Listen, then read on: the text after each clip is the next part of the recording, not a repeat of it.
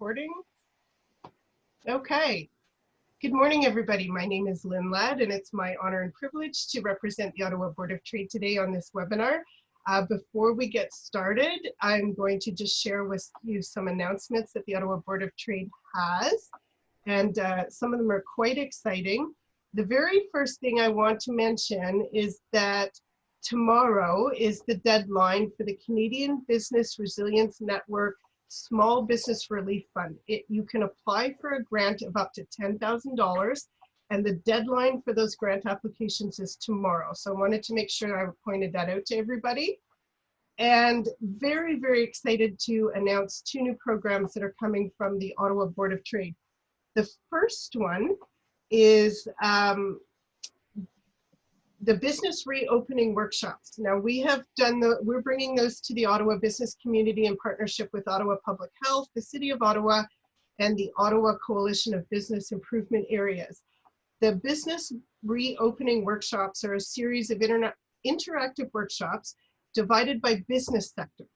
Each workshop provides sector-specific considerations for a safer reopening, covering off topics such as health and safety guidelines, planning for physical distancing, use of cloth masks, and industry-specific issues. So on Monday, June 15th, we're going to kick that program off with restaurants and food services. So this is the direction on how to safely reopen that everybody has been asking for. It's going to be followed up with 5 additional workshops that are planned at the moment, including day camps and childcare, personal services, construction and manufacturing, offices and professional services, and retail and vehicle dealerships. Now, if anybody would like more information about this program, you can check our website or watch for our next newsletter, which I believe is going out tomorrow. All of the details are in there. This is something that the business community has been waiting for, particularly our Main Street businesses. So we are very happy to launch this program. And the second program that we're launching in July are business peer groups. So this is peer-to-peer mentoring to solve some of the problems and issues and challenges that have arisen for our business community during COVID-19. We are taking applications for it now. And again, you can either apply through our website or there will be a link for applications in our next newsletter. So that is it for my announcements, and we're running well on time. So I am going to turn it over now to Louis. Louis has worked as a lawyer, an IT manager, a business consultant, an information management specialist, and a government policy writer. He now combines them all to teach people how to write policies that are helpful and engaging rather than confrontational and bossy. He is the author of the international best-selling book, How to Write Rules That People Want to Follow, a guide to writing respectful policies and directives. Please welcome Louis Eisen. Louis, take it away.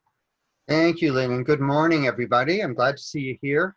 I realize you've got lots of things pulling up on your time, so I appreciate your spending some time here and giving it to me. I'm going to do my best to make it worth your while. In these days of post-COVID, we are slowly reopening, and as we reopen, we are going to need to give our employees and our customers new rules. We're going to ask them to do things that we haven't asked them to do before. We're going to ask them to do some things that they may not want to do. We're going to ask them either by putting up signs in our establishments, or by sending out newsletters, or by putting out notices on the website. And we need everybody's cooperation. The question is, how do we get it? Let me tell you how I got into this field. I was the director of records for a while at Industry Canada. And when I arrived there, it was a national organization, 6,000, 7,000 people at the time. I arrived there and my team came to me and said, we have a terrible problem. We have all these policies and nobody's following them. A terrible compliance problem. So I looked at the policies, and they contained lots of absolute terms like always and never and no exceptions, with lots of bold and underline and instructions in all capital letters with multiple exclamation marks. I wasn't sure why they had more than one exclamation mark, but I think it represented the number of lashes they expected to give you if you disobeyed that particular policy. But I realized at that point that rules have a tone of voice. And we're not just telling people the content of the rule, we're also conveying our tone of voice. And if our tone of voice is offensive, people will react accordingly. Today, I run workshops to teach people how to write policies and rules that don't sound like parents yelling at their children, basically. Our goal is to get cooperation from our employees and from our customers. To do that, we need two things in our rules. We need clarity, and we need them to buy in. Now, clarity is pretty clear for most people. Clarity is pretty straightforward, but how do you get them to buy in? So here's what I'd like to do this morning. I'm going to show you a number of signs that are poorly worded, and we're going to talk about why this wording is so problematic, things that we can avoid. And then I will post some signs that I think are worded a little better. And then I'm going to give you 6 principles to think of as you're writing your signs and instructions and information to keep in mind as you write. Does that work for people? If it does, just type yes in the chat so I know that that's going to be helpful. Good. Elaine, I saw the nod, so I'm good with you. Good. Oh, thank you. Thumbs up even. Okay. Good. Wonderful. All right. Let me start with a bad rule statement if I can. I'm going to start sharing my screen here. Okay, does that come through, Lynn? Yeah, good, thank you. Okay, it's a little hard to see, but I've taken out the top part so that you can read it a little better. This sign is in a doctor's office. I've covered it up. Now, what goes through your head when you see this sign? You just enter something in the chat room, what your reaction might be. And if you have a comment that you think will really take longer to write than it does to speak, and you'd like to speak it, just let us know. Unmute yourself and go ahead and comment. I don't have a problem with that. So what goes through your head when you read something like that, a sign in a doctor's office? Yeah, I agree, Bernie. Yeah, completely.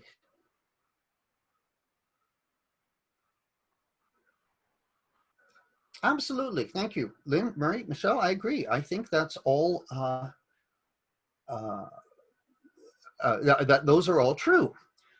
So my first question would be, yeah, the red, red, good point. That red is not accidental, Bernie. I think you're quite right. What prompted them to word it like this? What do you think happened? Because we can see that. What's gone on there that this has happened?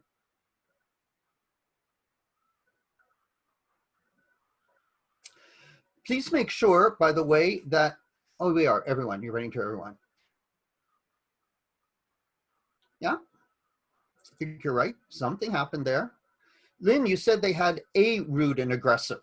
You think it was a rude and aggressive?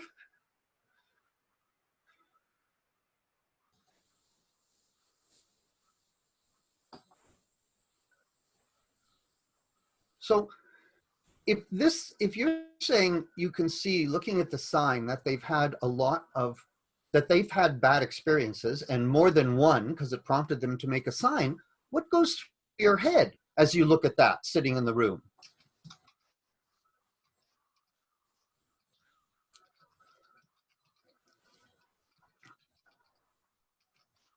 Yeah. Yes. I agree, Bernie. I agree, Stephen.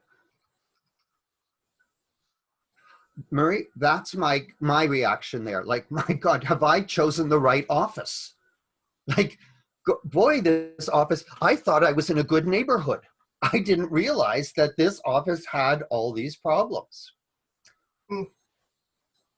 If this sign, now we know that most people are not rude, but if this sign is aimed, so to speak, at the people who are rude to you, do you think the sign is effective? Agree, Bernie. Agree, agree.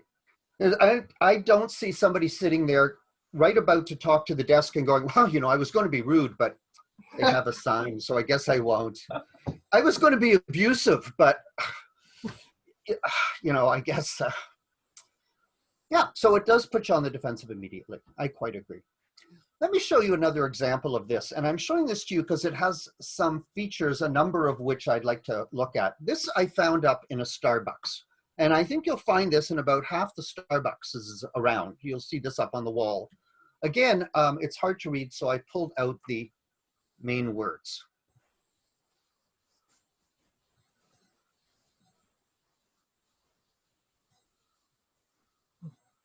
So what do you think on this one? What's your reaction?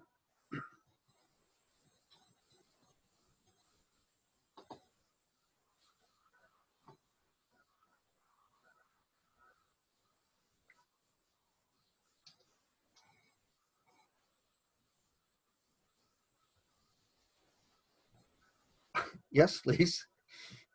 They have just announced to you what their problems are. So you walk into this and you think you have no notion that this store has ever had any difficulty. So you're walking in with a very positive attitude and you look at this on the wall and you go, oh my God, what is going on in those restrooms that they have to post a sign? I don't even want to know. I don't want to know what they did to the restrooms. But there's people using drugs on the premises? I don't want to know this. So there's a few things that are wrong with this particular one. Now, you can see on the left, if they had just kept the headings, they would have been fine. Use spaces as intended, be considerate of others, communicate with respect. Those are pretty good. But then they've expanded it with these things on the right. And there's a few things that I'd like to point out to you. They haven't listed any activities you should do, only the activities you shouldn't do. Okay, this is a list of don'ts. The second thing is that it's not just a list of don'ts, it's a list of value judgments. So it doesn't just say that, you know, we don't, please keep the noise to a reasonable level or don't make loud or unreasonable noise. It says unreasonable noise is not tolerated. The gestures are unacceptable. Value judgments all the way through here. Somebody pointed out to me that Starbucks gets a lot of millennials coming to their place, and millennials will not be spoken to in this voice, and this is true. Then I wondered, I asked them, why would you allow yourself to be spoken to in this tone of voice? And I generally get the same answer when I ask people that, and the answer is, well, I guess I'm used to it. There is a generational aspect about this. I know you probably think I'm 25 years old, I understand that, but I'm actually a baby boomer. So I grew up at a time when your parents spoke to you like this, and your boss spoke to you like this, and you did not raise an eyebrow. The funny thing is, you know, the people in the doctor's office that I pointed out, that's my doctor's office, they're really nice people. They don't talk like that. They don't act like that. And yet that sign is hanging over them, suggesting that that's their attitude. The same with the people in Starbucks. The people who work there are really, really nice people. But the sign behind them is now suggesting, in fact, a whole different attitude than the people would like to convey themselves. Bernie, I think you're right here. This is an adult to parent-child dynamic. So I normally ask people where this comes from. I think clearly this comes from our parents talking to us. Clearly our teachers told us this. Bernie, sit up straight, please. Lynn, stop doing that. Rui, I don't want to catch you doing that again, okay? What we took from that growing up is that rules should sound bossy. If you're giving a rule, it's supposed to sound like you're bossing them. You're telling them what to do and they have to comply.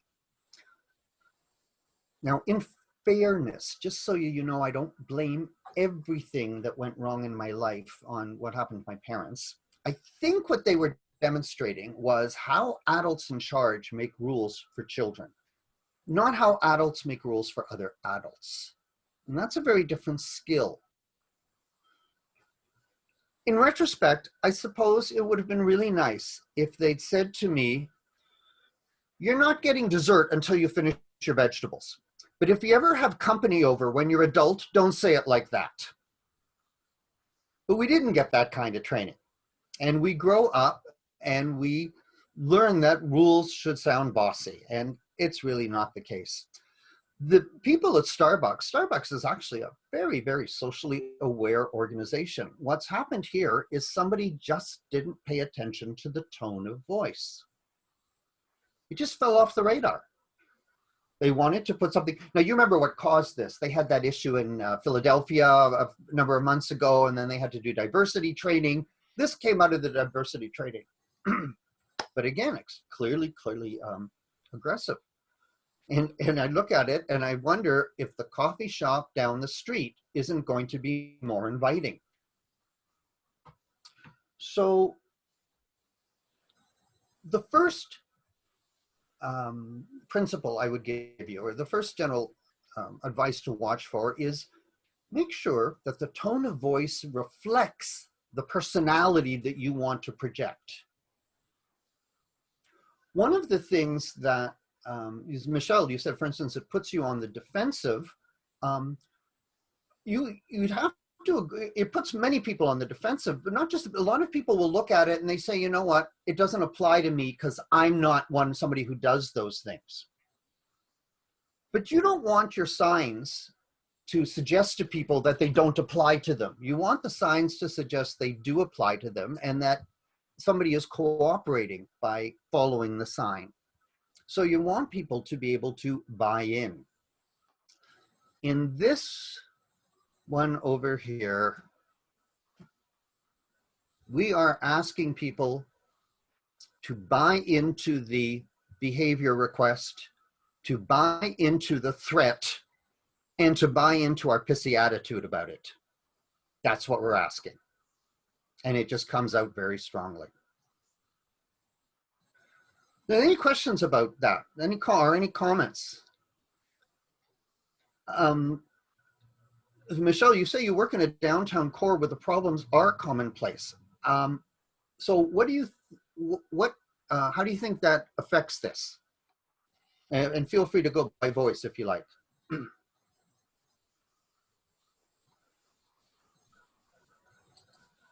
Maybe typing. No, I'm hooking up my headphones.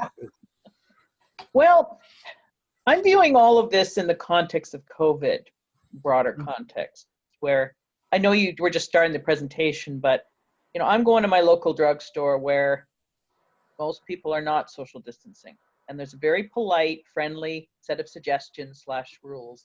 Maybe the problem is there aren't any rules, and I'm longing for someone to come in and just say, right, not tolerated if you're not here without a mask. Like some serious get everybody to behave, a lot of whom are millennials, but not everybody, who 9 out of 10 people walking into my personal space, and I'm a high risk person.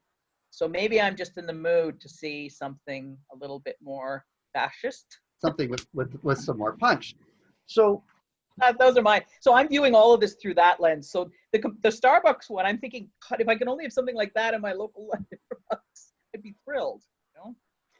Well, the problem is, again, Michelle, I would put to you, do you think that the people, let's go back to the Starbucks one, that the people who are going to use obscene or harassing language are going to read this and go, oh, I guess I shouldn't? No, but it makes me feel better. Okay, so I guess what's the purpose of the sign, right? Now, I'm not, your concern is very common. And one of the things, and even as we get into the COVID, when we ask people to do things, I know you're going to tell me, what if people don't do them? They don't, no. Right, okay. Yeah. So let me ask you, if somebody were to pull out a marijuana cigarette in your location of business now, what do you do? We would say that's not allowed here. You need to put it out. But we'd be nice about it. Right. So doesn't the same apply for all the COVID rules? Well, there's no enforcement of them. That's part of the problem, is that we wouldn't just turn a blind eye and have 10 people smoking marijuana in our government office and say, well, we suggest you don't do it, but we're not going to do anything about it. Yeah, I think it's the actions that Okay. yeah. So I think you're right. And based on locations. I think you're right. And one of the things that Thank you. I love being right. one of the things that we have to realize is what are the environmental factors that lead us to buy in. So if I walk into a store, for instance, and it's asking the customers to wear a mask, but none of the employees are wearing a mask, what's the likelihood you think I'd want to comply? I still would, but I'm a very rule following person. Okay. Most people wouldn't. Yeah. There are many people who wouldn't. No, they right? wouldn't. So part of that is the environment sending you a message. And I think you need all those features. You need some signage telling people what you'd like them to do. You need some enforcement or an enforcement mechanism or an enforcement procedure. And you need to make sure that the people there are walking the walk. Agreed. Right? Yeah. So all those pieces need to be a part of it. And there are certainly going to be times when you will find, I'm going to show you some softer examples, when the softer examples are ineffective. What they don't do, though, is alienate the people who really do want to talk. I mean, I would never yell at somebody in my doctor's office, but I sit here and every time I look at that, I go, my God, what, I hope that doesn't happen while I'm here. Well, it's a matter of degree, isn't it? Because I find this offensive. And so that's, for me, this is too much, way too much. You're yelling at me something I haven't even done. Exactly. And nothing like a rule follower hates more is being yelled at for following the rules. Okay, did everyone catch that? Nothing a rule follower, somebody who wants to do it right, hates more than being yelled at for not following when you haven't even had a chance yet, right? Okay, let me move then to the way I recommend signage goes generally. I believe in the present tense description. The most straightforward, easiest, politest way to tell somebody something is just to tell them the way it is in the present tense. Store hours are from 9 to 5. People wear masks in our store. We social distance. When waiting at the cash, we stand 2 feet back. That present tense about this is the way we do things is the most polite, most respectful way to tell people things. So how does that show up in a sign? So here's a COVID sign. And this has got the same problem. Michelle, I don't know, how does this strike you? You like this? So I have to tell you, my experience is about 1 in 10 people will look at this and go, I'm not offended by this. But many people will look at this and say, wait a second, what's going on here? They've got their backs up already. Now, so thank you, Rui.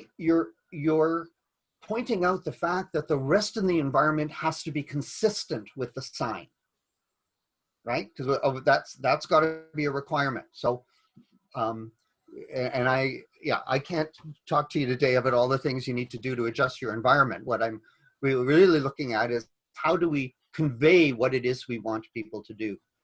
So there are a couple of things here that give us the parent-child dynamic. The first, actually, a few things here. The first is the word you right at the beginning. You're immediately setting up a parent-child dynamic because you're pointing at them and you're saying, not us, not you and me together, but you. And then you've added the word must, which is a value judgment word. Then you've added a threat, of course.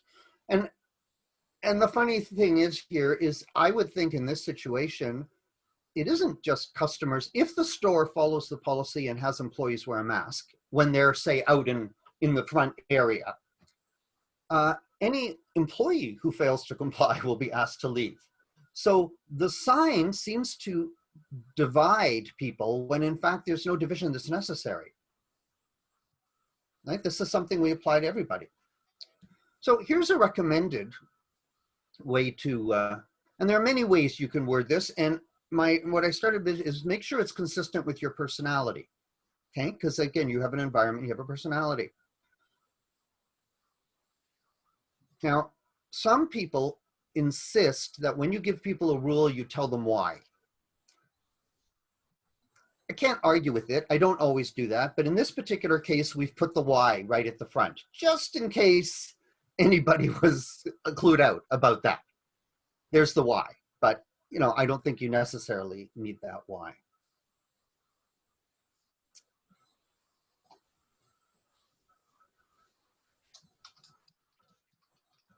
I'll tell you this.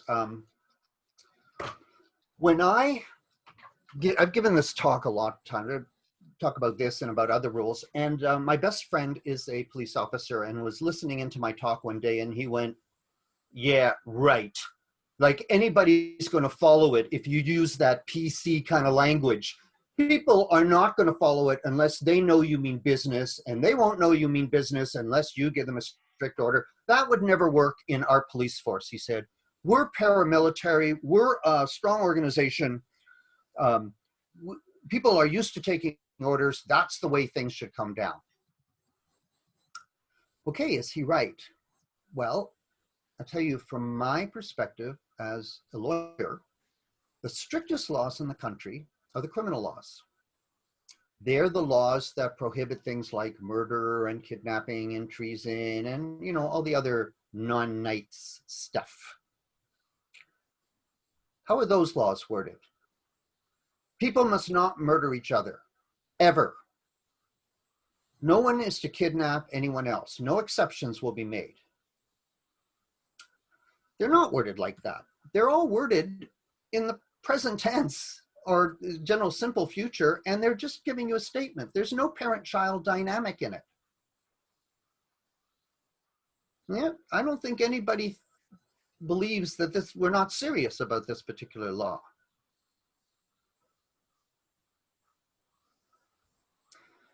We have a situation in this country then that the strictest laws for the most heinous crimes in the country are worded more respectfully than a lot of the policies and rules that we produce in organizations.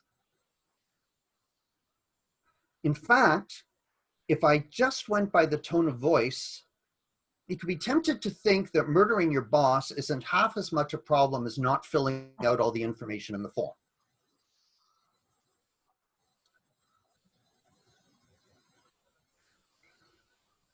Here's a sample, I think, that contains a lot of the elements. So first of all, it tells you that this is not something I'm telling you to do. Yes, there's an imperative, help, but it's, and wear a mask is an imperative, but this is about us. This is a collaborative thing. We want your cooperation. So Rui, you've asked about from the workplace, shouldn't it be non-compliant as opposed to, let me just check what you're referring to here. Anyone who fails to comply will be asked to leave. And you're saying, shouldn't it be anyone non-compliant? Is that what you're asking, Rui?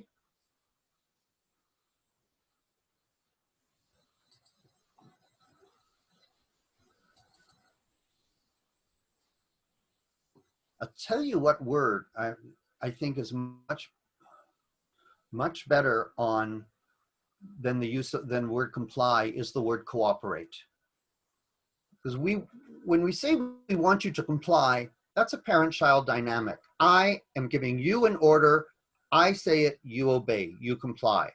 That's quite different from saying we're doing something and I need your cooperation.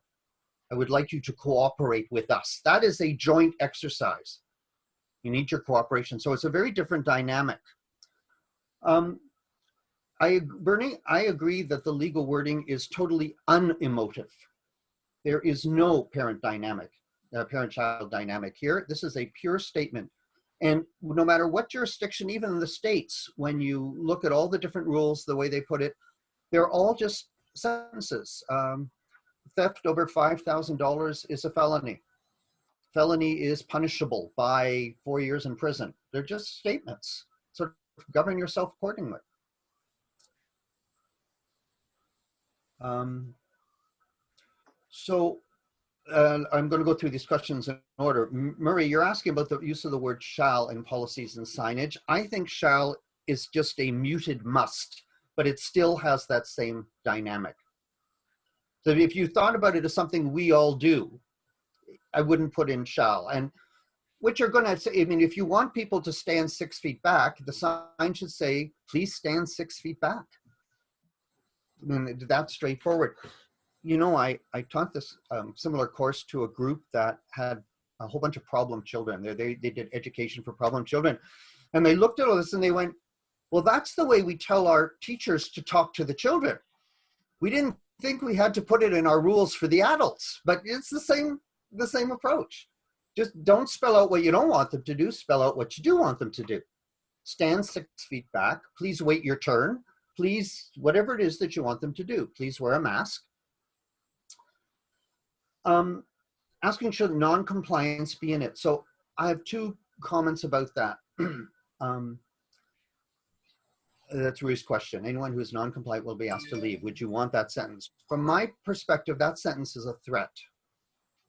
So I recommend that you don't put a threat in there. And I put that along the same line as the marijuana cigarette. Do you have a sign up that says anybody who smokes a marijuana cigarette will be asked to leave? All right. Anybody who comes in barefoot will be asked to leave. Or do you have a sign that says no shirt, no shoes, no service? Or wear your shirt or shoes? Okay. I think the threat is very hard on other adults. And we see that as, boy, these people, they're going to be tough, they're inflexible. Now, some people will want that, but most people, you sort of react, you get your back up. You look at it and you immediately get your back up about it. That was an example I showed you of a good rule. Rui, does that answer your question? Lynn, you would respect this one here. Help keep everyone, please wear a mask. Okay. I think it's got a lot of the elements that you want in a sign. So a number of cases have, people have brought to me this issue about where you have legislation saying requiring a certain policy and requiring something. The wording of the legislation does say, for instance, you need a policy on health and safety, you need a policy on workplace harassment, you need a policy on this. But if your instructions or your rules on that are in a document called directive, or a document called employee manual, or a document called rules for our customers or something, no inspector is going to ding you on that one. It doesn't have to be called policy. Okay, nobody's going to penalize you because you haven't put the title policy at the beginning of the particular rules. So what they're interested in is that you have committed the rule to writing in a clear way that people can understand it. That's what they're interested in, and that's why they say you need to have a policy. But other than that, you know, you're fulfilling your requirement just by even putting it up on a store sign. So this one actually I saw on CBC, and I find this a little harsh. Michelle, what do you think? For me, this is perfect. Do you? Yes, because the ones that say please do it, I've seen those ones and nobody's doing it. But do you think people will do it here? If you must, then you can't come in the store if you don't have a mask on. We don't let you in.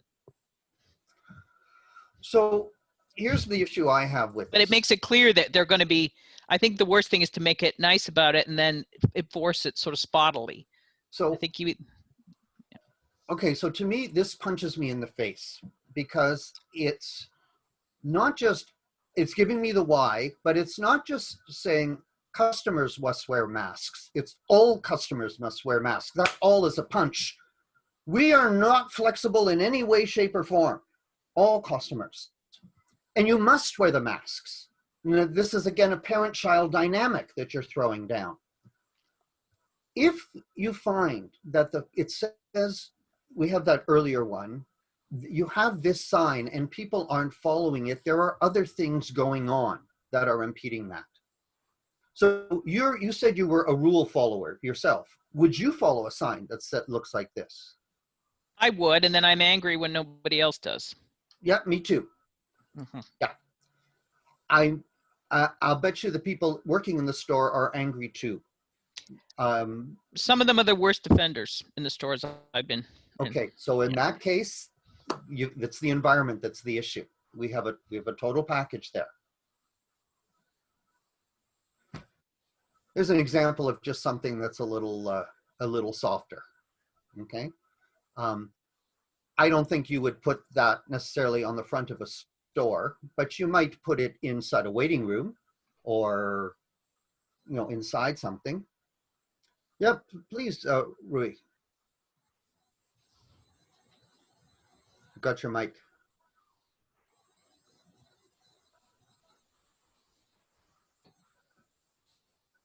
Yes? No? Figured out the mic? No. Just let us know when, okay? We'll let you back on. I'm going to show you a sign that I thought was extraordinarily clever that I ran across in my travels. It was in the Boston Museum of Fine Arts. Usually when you walk into a museum, you see a whole bunch of rules. No touching, no smoking, no loudness, no, right. Very, very hard. And then this is what their sign looked like.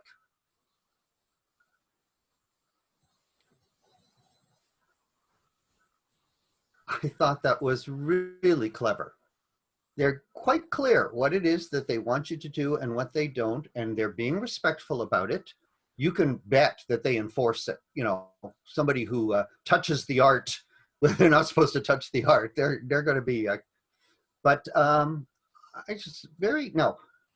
This is in keeping with the notion of art gallery, right? Museum of Fine Arts. We all can't put up neon signs like this, but it's just a very creative way, I think, for them to get what would otherwise be a very strict sounding message across.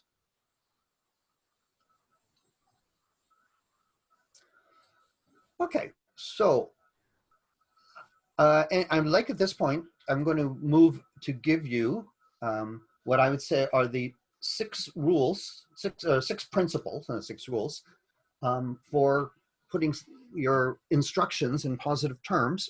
But before I do that, are there any questions? Any comments? Okay. So I sort of say these are principles, and what I recommend them is you sort of keep them aside and sort of use them as a checklist when you give your rules. Check to make sure that you're not unknowingly breaking the rules. So you might find, in fact, that a particular rule is not applicable to your situation. That's fine.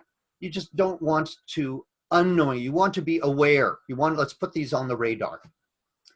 So the first rule is, the first principle, if you like, I always do this. I'm in the business of telling people, teaching them how to write rules, and I'm constantly going, here's what you should do. It's a very hard habit to break, right? Because I grew up the same way. Tell people in positive terms what you want them to do, rather than describing the negative that you don't. Okay? If you don't want people to play loud music, it should say, play your music softly. Most stores understand this intuitively because, they have an area in the back, say, where customers are not allowed. The sign doesn't say no customers allowed. It says employees only. That's the positive wording, right? It doesn't punch the customer. The second principle is to highlight commonality in some way, because you're trying to establish buy-in, you're trying to establish a relationship. You can do that with we, or this is our problem, or help us, or we're all in this together kind of sentiment there. That says, okay, this isn't just something that we're telling you, but you know, we walk the walk too, we as well. And we're all in the same boat, especially in the COVID one. I know that there are a lot of stores or businesses generally that are not happy about having to ask customers to wear masks, but they do not have a choice. So we're all in this together, you know, and let's highlight that.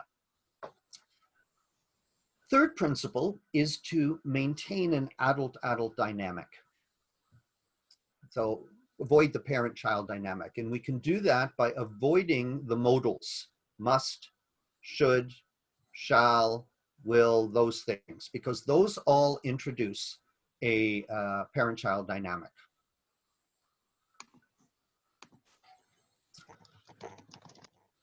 The fourth principle is to include some word of appreciation. That could be please, like please wear a mask, or wear a mask, thank you, or thanks for your cooperation, or we appreciate your cooperation, we appreciate your assistance. Something that expresses, you know, what you would do if you were talking to them and you were asking somebody nicely with the expectation that they would respond nicely. So something in there that shows that this is a conversation.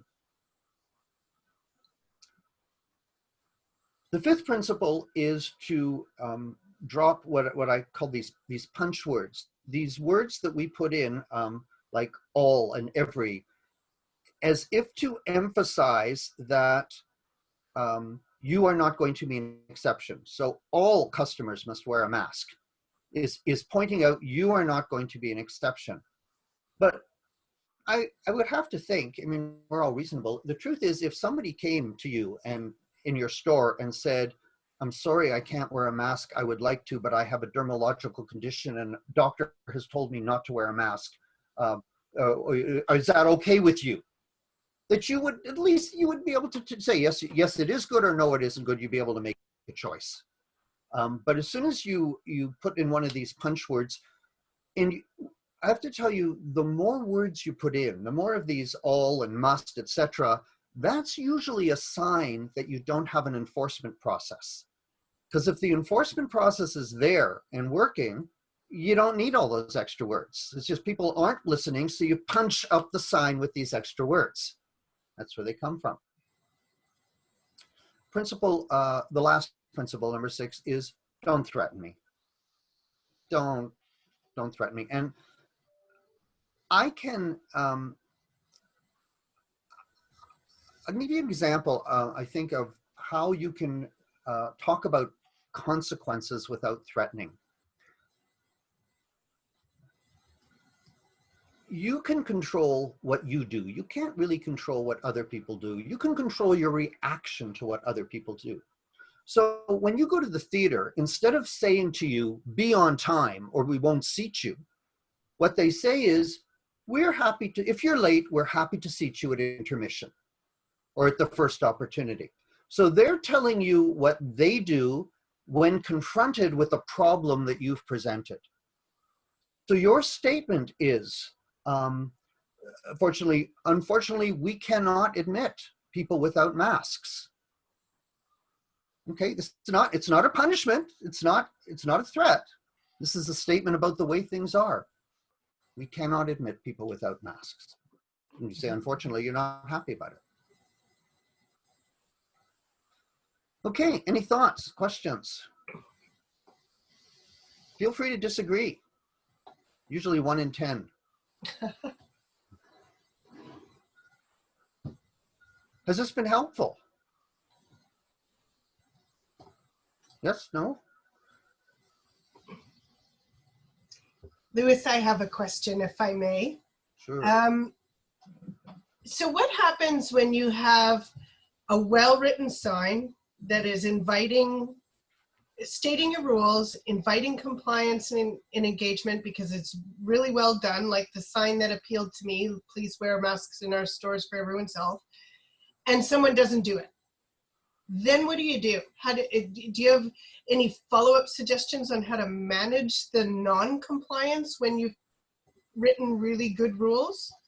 So my answer to that is, you need to have a system generally for what you're going to do, how you react when someone does something in the store that is not acceptable. There are many things that are not acceptable. Some of them we sort of attribute to people's common sense, like don't spit in the store. You know, you wouldn't have a sign there, but the fact that you don't have a sign or a threat about what you would do for non-compliance doesn't mean you're not prepared to do it. And from my perspective, the point about new rules and signage for COVID is simply to tell people that you've added another rule to the general list of ways we expect them to conduct themselves. Okay, so you've added a rule that they may not have been aware of before, which is wearing the mask. Sorry about that. You need some kind of, it's okay, you're the doggy. You need, every organization, whether it's for employees or customers, needs some kind of mechanism to deal with non-compliance of any kind, right? Whether it's, you know, people coming late to meetings or people not cleaning up their desk or anything they're supposed to do. The point of a sign is to be a reminder or to be new information. It's not, the point of the sign is not to threaten you with the process. That's my sense of it. Okay, I have another question. Sorry if I'm hijacking everyone's question and answer time, but and I'm hoping the dog doesn't bark while I'm asking. We're talking a lot about signage in places of business. Can we all presume that this should be translated to the way we write, like our HR policies and anything that requires humans to react in a way that we want them to? Is this transferable to all aspects of our business, or should it be transferable to all aspects of our business? I believe it is. I believe, and we have two sets of documents. We have policies, which are very sort of strict rule documents, which have to be passed by somebody at the top who gives us authority to make statements. And then we have documents that help people do their work, manuals, instructions, all kinds of stuff. And in both of those types of documents, you want to stay away from the parent-child dynamic. In the first case, when you're just setting the rule, there's no need to be in a parent-child dynamic because you're simply setting a rule and recording the decision that you've made about the rule. In the document that people will use to help them do their work, yes, you would want to avoid completely because you don't want people to get their backs up. You want them to feel that you're doing this to help them. You're helping them do the right thing. If I can give people an analogy of the difference of those two documents, because I know some people, they put them all together, but can I assume everybody's at one point or another filled out an income tax form? Huh. Oh, yeah, this is being recorded. All right. When you filled out the income tax form, did you read the Income Tax Act first? That's the policy. What you probably read is a little booklet that said how to fill out your tax form this year. That's the user manual. The policy is not written for you to follow instructions. The policy is written to set out very specific rules. It's the user manual that is the one where you interact with the people and you want to give them your give them the instructions and set the tone for the company. And yeah, even in the the health and safety, and I can actually tell you, in terms of health and safety, a good way to approach this is instead of listing all these requirements inside a policy, is to create a standard. And the standard would describe, say, the healthy workplace. So our healthy workplace looks like this. Everybody's wearing masks, everybody's doing this, etc. You're setting a standard, and here's the standard we want to meet. So the policy says this is the standard that we aspire to. That's what your policy is. In the case of employees, you have a contractual thing in the background that you can work with if you have somebody who's belligerent. We don't have that contractual with the customer until they walk in the store. So if they look at your sign and they don't walk in, that's not a contractual issue. But I think the notion of the respect to in our speaking, taking away this or using this adult dynamic is much more appropriate. Thought? Jerry, you said this is being proactive rather than reactive. I think so. I think so.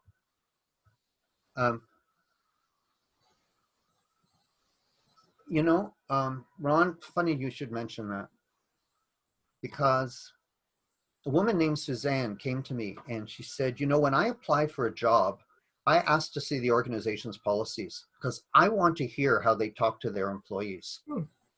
And if I don't like their tone of voice, the way they talk to people, I don't work there. Now, you know, good people are hard to find. And somebody who does their due diligence in that way, that's exactly the kind of person that you would want coming for your company. But that's a person you'll lose if, in fact, they look at your policies and they see in them how your management style is reflected.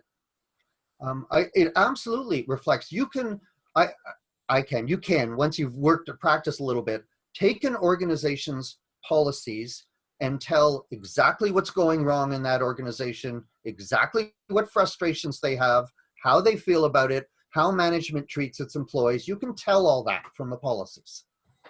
And from my perspective, that should be opaque. The policy should not be revealing any of that.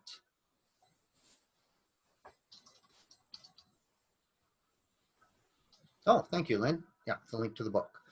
All right, any other thoughts? Louis, you and I talked offline about this, and I think it's really important that you're trying to get, and you gave me this, you said when you're trying to get people to agree and understand and do what you ask, it doesn't hurt to show that it's bilateral, that we're doing something as an organization, and we ask you to do these things to help, you know, further the goal. You know, I think that's true. And I noticed that a lot of businesses, when they send out their newsletters, they do start that way. Here's what we're doing for you during this time. You know, here's the changes we made and here's how we're cleaning. That's really good. And that is a good way to start because you're showing, yes, you're invested in this process. And then the second part is, and now we need your cooperation. And here's what we need you to do.